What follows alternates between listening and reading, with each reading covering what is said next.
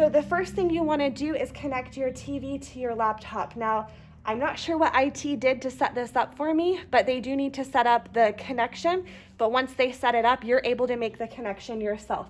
So I'm going to come down here to my notification section, and I'm going to come to this connect button. And as you can see, you'll be able to select the television you need to connect. So right now I'm already connected, so it's telling me, giving me the option to disconnect. So that's where you would go to connect your television. Now, what I want to do is I want to project whatever is on my laptop to my television. So if you were to look at my television right now, this is what you would see.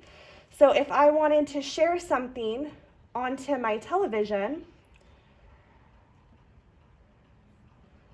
like a PowerPoint, a document camera, whatever I would like to do, I'm just going to stay basic, and I'm going to share a whiteboard.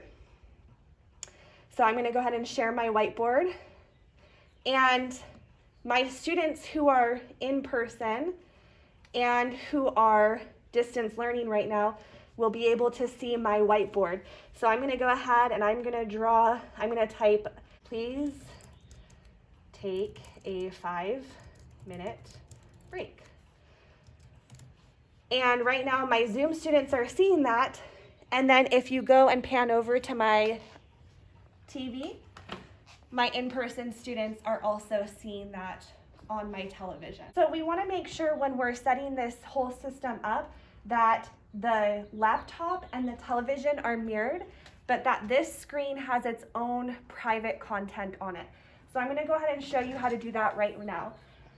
The first thing I'm going to do, excuse my messy desktop, we're going to right click and we're going to go to display settings. So right click and display settings.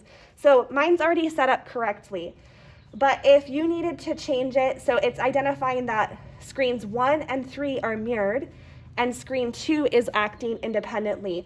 It is extended, I think is what they usually call it.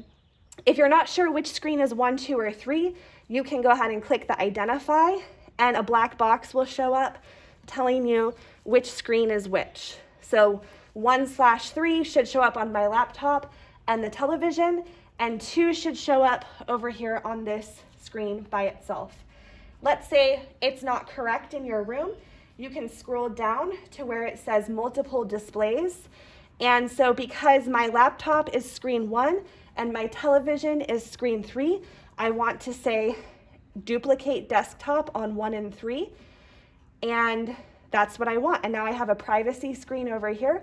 So if I am looking at something that I didn't want to share with students, I could bring it, like my email, I could go ahead and bring it on over here.